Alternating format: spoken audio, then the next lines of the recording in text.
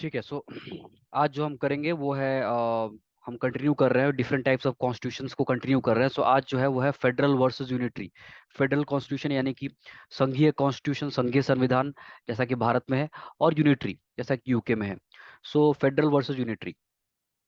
सो मेरी स्क्रीन दिख रही होगी। Federal versus unitary. सो अगर यूनिटरी देखेंगे, सो यूनिटरी कॉन्स्टिट्यूशन के कुछ एग्जांपल्स हैं। South Africa, south Africa, England. Unitary constitution में क्या होता है, जो यूनिटरी संविधान है, वहाँ पे सारे के सारे पावर्स सेंटर के पास होते हैं। सेंटर जो है केंद्र सरकार, सारे पावर्स केंद्र के पास हैं। और जो प्रोविंसेस है, स्टेट्स है, प्रोविंसेस है, उनमें या तो कोई सरकार नहीं है या फिर उनके पास कोई पावर खास नहीं है। सो यूके का एग्जांपल ले रहा हूँ कि यूके एक यूनिटरी गवर्नमेंट है जहाँ पे सारा का सारा पावर केंद्र सरकार के पास है। जो अभी वहाँ के प्राइम मिनिस्टर हैं, इंडियन और मूल के ऋषि सुनाक, उनकी जो सरकार है, उन सरकार के पास सारा का सारा पावर है, और वही माई बाप है पूरे यूके के। अम, लेकिन अगर मैं बोलता हूँ कि यूके जो है वो एक यूनिटरी गवर्नमेंट है, यूनिटरी कॉन्स्टिट्यूशन है, सारा पावर सेंटर के पास कॉन्सेंट्रेटेड है, इसका मतलब क्या ये है कि लोकल गवर्नमेंट्स वहाँ पे नहीं है? क्या है यहाँ वहाँ पे म्यूनिसिपैलिटी या रूरल एरियाज में काउंटी, ये सब क्या नहीं है वहाँ पे? क्या वहाँ पे देश को छोटे छोटे भागों में डिवाइड नहीं किया गया है? बिल्कुल किया गया है, और लोकल सरकारें भी वहाँ पे हैं। फॉर एग्जांपल जैसे इंडियन ओरिजिन के जो हैं वो वहाँ के प्राइम मिनिस्टर हैं, वैसे ही जो लंदन के गवर्नर हैं, नाम मुझे भी याद नहीं आ रहा, he is a Pakistani origin person. So वहाँ पे सिटीज के गवर्नर्स है, that's like a local government के जैसा। काउंटीज हैं, ठीक है, तो म्यूनिसिपैलिटीज है, तो they also have local governments. Local governments वहाँ पर भी हैं, सेंटर सेंटर के नीचे और भी छोटी छोटी सरकारें हैं। लेकिन वो लोकल गवर्नमेंट्स सेंटर के डिस्क्रिशन पे डिपेंड करती हैं। ये सेंटर का निर्णय होगा, सेंटर का डिसीजन होगा कि हमें लोकल गवर्नमेंट्स चाहिए कि नहीं चाहिए, चाहिए तो कितनी चाहिए। लोकल गवर्नमेंट्स को क्रिएट करना, डिस्ट्रॉय करना, उनको सेटअप करना, खत्म करना, ये सब पूरे सेंटर के हाथ में है। सेंटर के हाथ में पूरा का पूरा निर्णय, पूरा डिस्क्रिशन है कि स्टेट गवर्नमेंट्स या लोकल गवर्नमेंट्स रह सकती हैं कि नहीं रह सकती हैं। जो लोकल गवर्नमेंट्स होंगे, जहाँ पे लोकल गवर्नमेंट्स होंगी, फॉर एग्जांपल जो लंदन के मेयर हैं, तो वो लंदन को कंट्रोल करते हैं। या कोई काउंटीज है, साउथहैम्पटन, नॉर्थहैम्पशायर, ऐसे काउंटीज होंगी। काउंटीज भी अपना कुछ कुछ चीजों को लोकली संभाल लेती होंगी, देख लेती होंगी। सो उनको कुछ पावर्स दिए गए हैं, सेंटर से कुछ पावर्स दिए गए हैं। बट पावर्स जो है वो डेलीगेटेड पावर्स हैं। डेलीगेटेड पावर्स, ये समझिए, डेलीगेट का मतलब क्या होता है कि मैं एक क्लास का टीचर हूँ, क्लास टीचर। सो मैं जब क्लास में घुसूंगा, तो मुझे चाहिए कि जो व्हाइट बोर्ड है या ब्लैक बोर्ड है पूरा साफ होना चाहिए। पिछले पिछले क्लास में जो टीचर पढ़ा के गए वो बोर्ड पे नहीं होना चाहिए। सारे बच्चे अपनी जगह पे बैठे होने चाहिए। सारे बच्चों ने जो लास्ट दिन का होमवर्क किया है उनका कॉपी मेरे टेबल पे पड़ा होना चाहिए।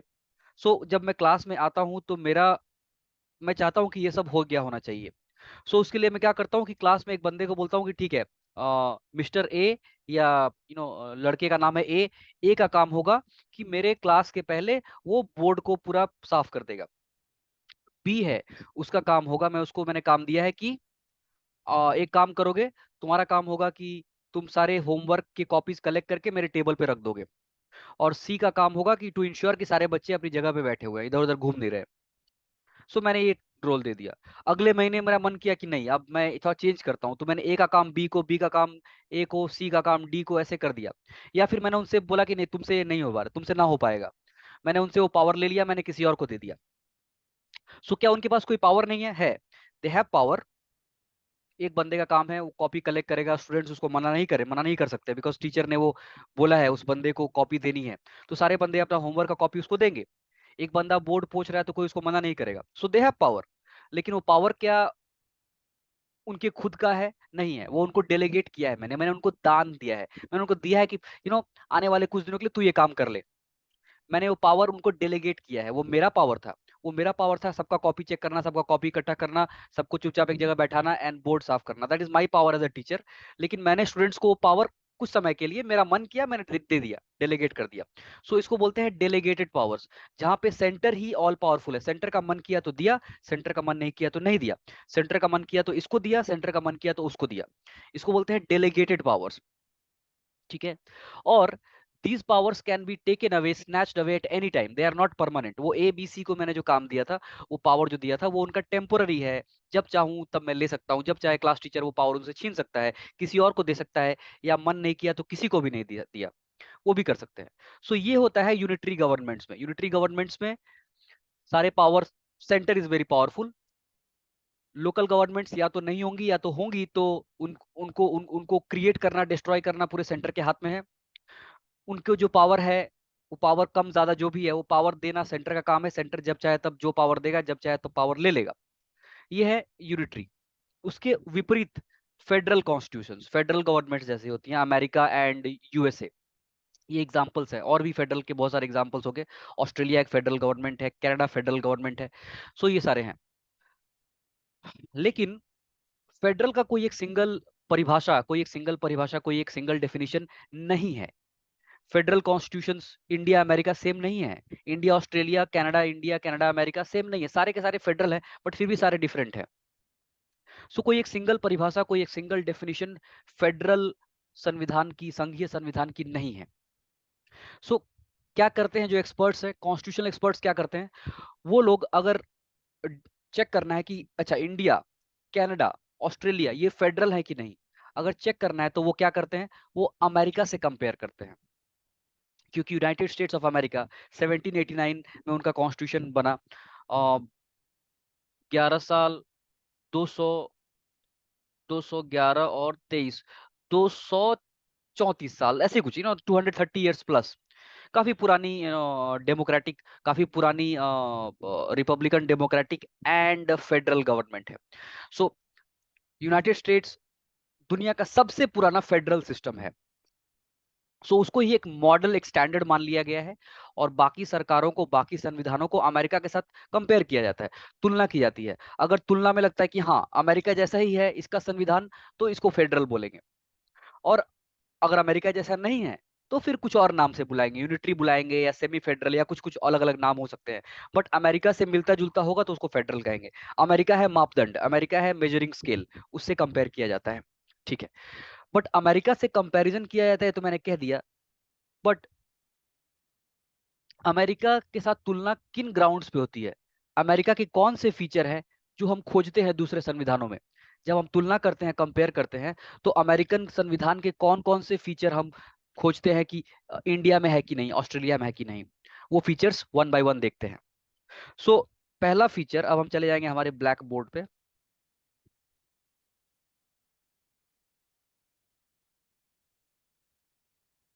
ओके। सो पहला फीचर जो हम अमेरिकन संविधान का, जो हम दूसरे संविधानों में खोजते हैं, वो है डुअल गवर्नमेंट। क्या दो स्तरीय सरकारें हैं, एक केंद्र में और एक प्रोविंसेस या स्टेट्स के लेवल पे, ऐसा है कि नहीं? तो बिल्कुल है। इंडिया में सेंट्रल गवर्नमेंट भी है, और फिर स्टेट्स में गवर्नमेंट्स हैं। तमिलनाडु में गवर्नमेंट है, वेस्ट बंगाल में है, बिहार में है, उत्तर प्रदेश, राजस्थान, कर्नाटका, स्टेट गवर्नमेंट्स है और सेंट्रल गवर्नमेंट्स है। सो डुअल गवर्नमेंट्स है, दो लेवल पे, ठीक है। दूसरा नंबर, बहुत ही इंपॉर्टेंट शब्द है, डिस्ट्रीब्यूशन ऑफ पावर्स। पावर्स को, शक्तियों को, क्या कर सकते हैं क्या नहीं कर सकते, इसको डिस्ट्रीब्यूट किया गया, बांटा गया है। बहुत इंपॉर्टेंट है। This is distribution, not delegation. ये डेलीगेशन नहीं है, डिस्ट्रीब्यूशन है। हम जब फेडरल की बात कर रहे थे तो वहां देखा हमने डेलीगेशन है, केंद्र का पावर है। सॉरी, जब हम यूनिटरी की बात कर रहे थे, यूनिटरी सरकारों में केंद्र के पास सारा पावर है, उसका मन किया तो उसने दे दिया, किसी को डेलीगेट कर दिया कुछ काम के, कुछ टाइम के लिए, टेम्पोररी लेवल बेसिस पे। बट यहाँ डेलीगेशन नहीं है, फेडरल में डिस्ट्रीब्यूशन है। डिस्ट्रीब्यूशन, बांट दिया गया है कि ये सेंटर कर सकता है, ये स्टेट कर सकते हैं, ये पावर बांट दिया गया है परमानेंटली, ठीक है। कहाँ पे बांटा गया है? हमारे कॉन्स्टिट्यूशन में ही लिखा हुआ है। कहाँ पे लिखा हुआ है? 7th schedule. 7th शेड्यूल ने लिखित तौर पर लिख दिया है, लिस्ट 1, लिस्ट 2, लिस्ट 3, 3 लिस्ट है वहां पे। लिस्ट 1 हो जाएगी आपकी, केंद्र सरकार क्या क्या कर सकता है। लिस्ट 2, राज्य सरकारें क्या क्या कर सकती हैं। लिस्ट 3, कॉन्करेंट लिस्ट, जो दोनों कर सकते हैं। सो आपका एक होमवर्क रहेगा कि आप गूगल पे कर सकते हैं, चेक कर सकते हैं, या फिर अगर आपके पास पीएम बख्शी बोल की किताब आती है, जिसमें संविधान के सारे आर्टिकल्स हैं, उसमें आप, या फिर इंटरनेट पे आप 7th शेड्यूल खोलिए और चेक कीजिए। जस्ट एक बार, आपको मगअप नहीं कर सकते, आप याद करना भी नहीं है, कर भी नहीं सकते हैं। आप जस्ट लिस्ट 1, लिस्ट 2, लिस्ट 3 देख लीजिए कि कौन कौन से मेन मेन चीजें हैं जो कि केंद्र के पास हैं, जैसे डिफेंस है, न्यूक्लियर पावर है, एटॉमिक एनर्जी, टेलीकम्युनिकेशन, ये सब, ठीक है, बजट। स्टेट के पास क्या क्या है, ठीक है, हेल्थ, एजुकेशन और क्या क्या स्टेट के पास है, ठीक है, देख लीजिए आप। नंबर 3, कॉन्करेंट, जिसपे दोनों काम कर सकते हैं, कौन कौन से हैं। आप थोड़ा एक बार जस्ट रीड करेंगे, ये अगर साल में आप 2-3 बार बीच बीच में जाते रहेंगे, उस लिस्ट को देखते रहेंगे, तो लिस्ट का इंपॉर्टेंट पॉइंट्स आपको याद हो जाएंगे, जो कि आपको बहुत काम करेंगे। अब ये रिसेंटली एक मुद्दा न्यूज में है, बिहार ने एक कास्ट सेंसस किया। बिहार गवर्नमेंट ने एक कास्ट सेंसस किया, ठीक है। तो कास्ट सेंसस एक बहुत बड़ा मुद्दा बन गया है आने वाले इलेक्शन के लिए। सेंटर ने उसको चैलेंज किया है सुप्रीम कोर्ट में। क्यों चैलेंज किया है? क्योंकि सेंटर बोलने का कहना है कि सेंसस, सेंसस शब्द जो है वो लिखा गया है फर्स्ट शेड्यूल में, सॉरी 7th शेड्यूल के पहले लिस्ट में, लिस्ट 1 में सेंसस लिखा हुआ है। सो सेंसस करना तो केंद्र का काम है। बिहार सरकार ने कैसे सेंसस कर दिया, सोशियो इकोनॉमिक या फिर कास्ट सेंसस कैसे कर दिया? तो ये मुद्दा सुप्रीम कोर्ट में चैलेंज हुआ है, देखते हैं क्या होता है। सो इंटरेस्टिंग, इस खबर पे हमारी नजर रहेगी, डिस्कस करेंगे आगे। So distribution of powers, number 3 feature जो अमेरिकन कॉन्स्टिट्यूशन का है, जो हम अच्छा ठीक है, उसके पहले ये जो पावर्स का डिस्ट्रीब्यूशन किया है, जैसा कि हम देख रहे थे, यूनिटरी गवर्नमेंट में क्या होता है कि डेलीगेट किया गया है और जब चाहे तब छीन लिया, जब चाहे तब ले लिया, जब चाहे तब इससे लेके उसको दे दिया या किसी को नहीं दिया, टेम्पोररी। वो चीज यहाँ पर नहीं है, ये मोर और लेस परमानेंट है। और जब मन किया सेंटर का तब छीन लिया, वो नहीं कर सकते हैं, क्योंकि संविधान में ही लिख दिया गया है। और अगर सेंटर स्टेट का पावर छीनने जाएगा या स्टेट सेंटर का पावर छीनने जाएगा, तो सुप्रीम कोर्ट आ जाएगा, बिकॉज सुप्रीम कोर्ट है संविधान का प्रोटेक्टर बोल सकते हैं, कॉन्स्टिट्यूशन का जो सेफ गार्ड करने वाला एंटिटी है वो सुप्रीम कोर्ट है। सुप्रीम कोर्ट बोलेगा कि नहीं, सेंटर आप ये नहीं कर सकते, क्योंकि ये स्टेट लिस्ट में लिखा हुआ है। या स्टेट को बोलेंगे सुप्रीम कोर्ट की सेंटर, स्टेट आप ये नहीं कर सकते, क्योंकि ये सेंटर के को दिया गया है ये। सो ये डिस्ट्रीब्यूशन है, मोर और लेस परमानेंट है और लिखित तौर पर है। और ये डेलीगेशन नहीं है, ये सेंटर की मन मर्जी का नहीं है, ये दोनों को डिवाइड कर दिया गया है, ठीक है। जब चाहे तब लिया, वापिस नहीं लिया जा सकता। 3 नंबर, लिखित कॉन्स्टिट्यूशन, ये हमने बहुत डिटेल में डिस्कस किया था। रिटन कॉन्स्टिट्यूशन क्या होता है, हमने पूरा इतिहास देखा था रिटन कॉन्स्टिट्यूशन का, ठीक है। तो रिटन कॉन्स्टिट्यूशन जो है वो आपका एक फीचर है फेडरल गवर्नमेंट का। फेडरल गवर्नमेंट के लिए रिटन कॉन्स्टिट्यूशन जरूरी क्यों है? क्यों जरूरी है? देखिए, यूनिटरी में क्या है, सेंटर है वही, उसका, यू कैन से, वही माई बाप है, वही सब कुछ है, जो चाहे वो करेगा, ठीक है? कोई उसको रोकने वाला नहीं है। फेडरल गवर्नमेंट में ऐसा नहीं है। फेडरल गवर्नमेंट ने, कॉन्स्टिट्यूशन ने दोनों में पावर विभाजित कर दिया है, डिस्ट्रीब्यूट कर दिया है। वो डिस्ट्रीब्यूशन अगर लिखित तौर पर कहीं पे नहीं रहेगा तो झमेला होगा। अगर कहीं पे लिखित तौर पे नहीं है तो सेंटर कोई कुछ करना शुरू कर देगा। सेंटर हो सकता है कि सेंटर ने बोलेगा कि आज से हॉस्पिटल हमारे कंट्रोल में है, हेल्थ हम देखेंगे। तो स्टेट बोलेगा अरे नहीं नहीं, ये तो हम देखेंगे, तुम कैसे देख रहे हो? तो सेंटर बोलेगा कहाँ लिखा हुआ है, दिखाओ कहाँ लिखा हुआ है कि मैं नहीं कर सकता, तुम करोगे। सो वो झमेला होगा। स्टेट सेंटर के सब्जेक्ट पे काम करने लगेगा या सेंटर स्टेट के सब्जेक्ट पे काम करने लगेगा। जब विवाद होगा तो चेक कहाँ करेंगे? उसके लिए एक लिखित तौर पे डिस्ट्रीब्यूशन होना चाहिए, जिसके लिए संविधान का लिखा होना जरूरी है। It should be a written constitution एक जगह पे, ताकि जब भी खोजा जाए वो चैप्टर खोलेंगे, 7th शेड्यूल मिल जाएगा लिखा हुआ कि अच्छा सेंसस इसको दिया गया है और हेल्थ इसको दिया गया है। सो ये है एक और फीचर फेडरल गवर्नमेंट का, कि लिखित होना चाहिए, ठीक है। उसके बाद 4 नंबर, रिजिड, रिजिड कॉन्स्टिट्यूशन। अच्छा, रिजिड का मतलब पहले आप जान लीजिए। इसका मतलब ये नहीं है कि इसको अमेंड नहीं किया जा सके। रिजिड का मतलब कठोर होता है, बहुत स्ट्रिक्ट होता है या बहुत हार्ड होता है। तो ज्यादातर लोग सोचते हैं कि रिजिड का मतलब ये है कि जिसको अमेंड करना मुश्किल हो या इम्पॉसिबल हो, ऐसा संविधान जिसका संशोधन करना नामुमकिन हो या बहुत डिफिकल्ट हो। ये नहीं है रिजिड का मतलब। रिजिड का मतलब ये नहीं है कि उसको अमेंड करना डिफिकल्ट है। रिजिड का मतलब ये है कि उसको यूनिलैटरली कोई एक अमेंड ना कर सके, टोटली डिस्ट्रॉय ना कर दे। सेंटर का जब मन किया टोटली पलट के रख दिया कॉन्स्टिट्यूशन को, या स्टेट का मन किया टोटली उलट दिया कॉन्स्टिट्यूशन को, ऐसा नहीं हो। दोनों की भागीदारी हो, दोनों को मिल के करना पड़े। ये फेडरल गवर्नमेंट का फीचर है कि रिजिड होगा, जहां पे सेंटर अकेले सब कुछ नहीं कर पाएगा या स्टेट्स कुछ अकेले नहीं कर पाएंगे, दोनों को मिल के करना पड़ेगा, तो ही संशोधन हो पाएगा। सो उसका एक उदाहरण बताता हूं मैं। जीएसटी, जुलाई 2017 से जीएसटी देश में लागू हो गई है, goods and services tax.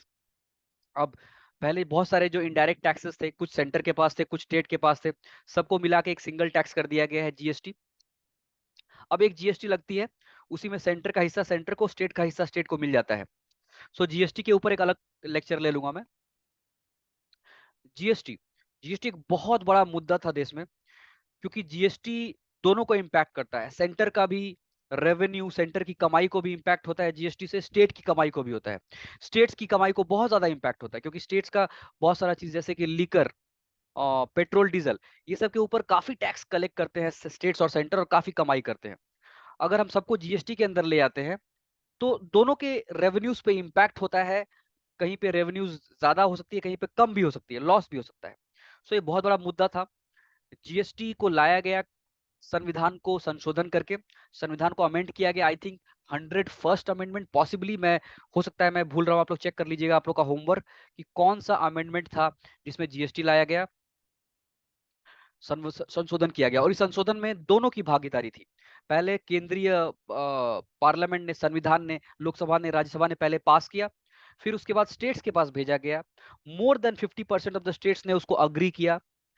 50%, half से ज्यादा स्टेट गवर्नमेंट के लेजिस्लेचर्स ने जब उसको अग्री करके पास किया, तब प्रेसिडेंट के पास जाता है, उनका सिग्नेचर होता है, उनका एसेंट होता है, और तब वो एक एक्ट बन गया, जीएसटी एक्ट।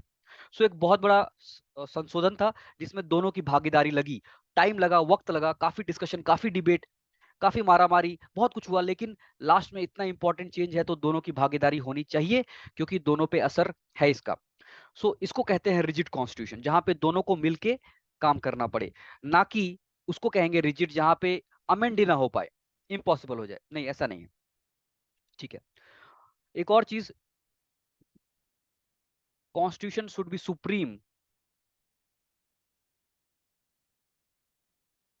कॉन्स्टिट्यूशन सुप्रीम कैसे है, इसका मैं उदाहरण ऑलरेडी पहले ले चुका हूं, बता चुका हूं, श्रेया सिंघल केस में, कि कॉन्स्टिट्यूशन में लिखा हुआ है कि freedom of speech and expression है, आपको अभिव्यक्ति अभिव्यक्ति की आजादी है, आप अपने आप को एक्सप्रेस कर सकते हैं। लेकिन एक पार्लियामेंट ने एक लॉ बनाया था, केंद्र सरकार की संसद ने, कि किसी को अगर बुरा लग गया, आप जो बोल रहे हो किसी को बुरा लग गया, तो वो पुलिस में कंप्लेन करेगा, आपको जेल हो जाएगी।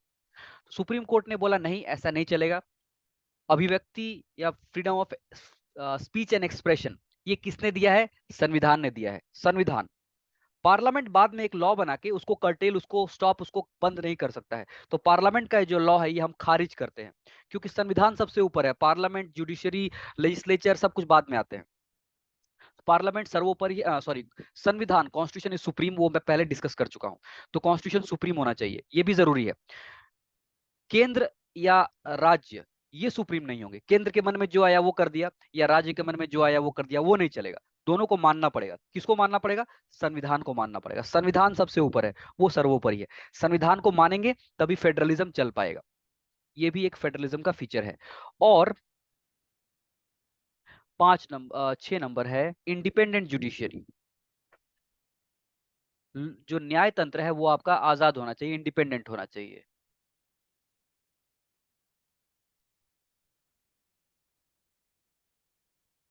इंडिपेंडेंट जुडिशियरी, ठीक है। सो इंडिपेंडेंट जुडिशरी का मतलब क्या है कि जो हमारा न्याय तंत्र है, जो जुडिशरी है, specially higher judiciary, supreme court और हाई कोर्ट, ये केंद्र या राज्य के ऊपर टोटली डिपेंडेंट हो, ऐसा नहीं होना चाहिए। केंद्र जब चाहे तब जुडिशरी के जजेस को हटा दे या उनकी सैलरी बढ़ा दे या उनको अच्छा कहीं पे ट्रांसफर कर दे, उनका टर्म बढ़ा दे, उनको 65 साल से 70 साल तक उनको जज बने रहना दे। जो मन में आया वो करके जजेस को इन्फ्लुएंस कर दिया सेंटर ने या स्टेट ने इन्फ्लुएंस कर दिया। ये नहीं होना चाहिए। जो जुडिशरी है वो इंडिपेंडेंट, आजाद होना चाहिए सेंटर या स्टेट के प्रेशर या इन्फ्लुएंस से, फ्रॉम फियर और फ्रॉम फेवर। उनसे डर भी ना लगना चाहिए और उनको फेवर करने का भी कोई उनका इंसेंटिव नहीं होना चाहिए उसके लिए। सो जुडिशरी चैप्टर जब हम पढ़ेंगे उसमें हम इंडिपेंडेंट जुडिशरी के लिए क्या क्या फीचर्स हैं, संविधान में क्या क्या फीचर्स हैं जो हमारे जुडिशरी को इंडिपेंडेंट बनाते हैं, वो हम देखेंगे डिटेल में। बट इतना जान लीजिए, इंडिपेंडेंट जुडिशरी का मतलब है कि जुडिशरी केंद्र या राज्य के अधीन नहीं है, उन पे टोटली डिपेंडेंट नहीं है। अगर वो उन पे उनके अधीन होगी, उनके डिपेंडेंट होगी, तो वो न्यूट्रल नहीं रह पाएगी। और जैसे ये सेंसस का मुद्दा बिहार में उठा, बिहार में जो कास्ट सेंसस किया राज्य सरकार ने, वो केस कहाँ गया है? सुप्रीम कोर्ट में। सो सुप्रीम कोर्ट में केस गया है, एक तरफ केंद्र है, एक तरफ बिहार है।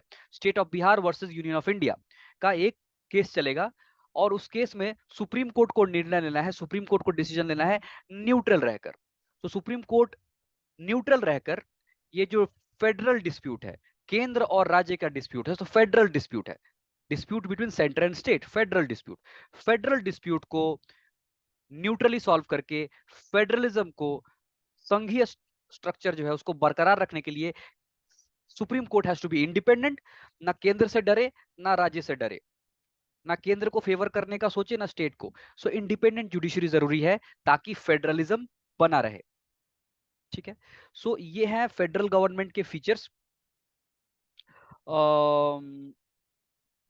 सो ये सारे फीचर्स है। अब नेक्स्ट वाले वीडियो में जाइए, वहां पे हम चेक करेंगे कि ये जो अमेरिका के फीचर्स हैं, अमेरिकन फेडरलिज्म के फीचर्स हैं, ये मेन 6 फीचर्स हैं, ये क्या भारत में मिलते हैं? क्या भारतीय संविधान में ये 6 फीचर्स हैं? वो हम देखेंगे। और या that will be the next video. Thank you.